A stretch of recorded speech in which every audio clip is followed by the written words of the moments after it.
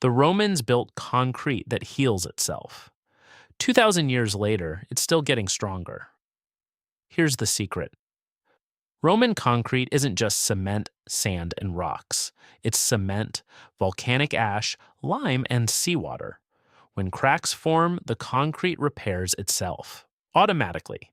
Modern concrete crumbles in 50 years. Scientists only figured this out in 2017. The Pantheon in Rome.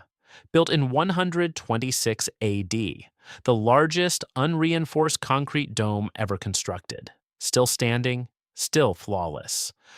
Roman harbors submerged in the Mediterranean for 2,000 years, still intact. Waves crash against them every day, and the concrete isn't weaker. It's stronger. So what did the Romans know that we forgot? The key ingredient is volcanic ash. The Romans called it Pozzolana, named after the town of Pozzuoli near Naples. When you mix volcanic ash with lime and seawater, something extraordinary happens. The lime dissolves. The ash releases aluminum and silica. They bond into crystals called aluminous tobermorite. These crystals don't just harden the concrete, they grow. When a crack forms and seawater seeps in, the water dissolves more lime from the concrete. That lime reacts with the volcanic ash again. The crystals reform, the crack seals, the concrete literally heals. But here's what nobody tells you.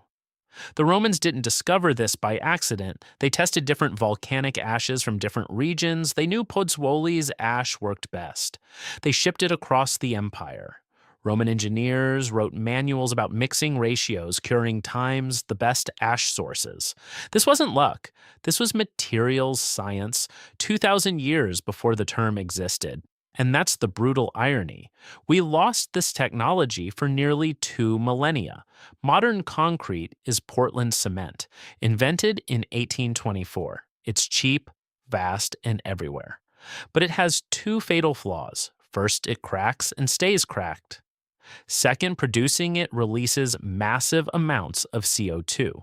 Cement production alone accounts for 8% of global carbon emissions. If cement were a country, it would be the 3rd largest emitter after China and the United States. Roman concrete, cold processed, mixed at ambient temperature. No giant kilns, burning at 1,450 degrees. The volcanic ash does the work chemically, not thermally. Scientists are now racing to commercialize a modern version.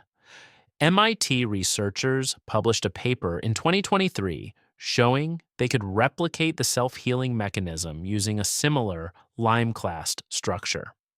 The U.S. military is funding projects to build self-healing runways and bunkers. The Romans figured it out with volcano dust and salt water. The Pantheon has survived earthquakes, floods, and 1,900 winters.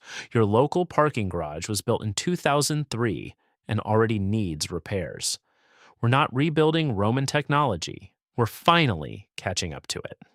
If you want more history that actually happened, subscribe.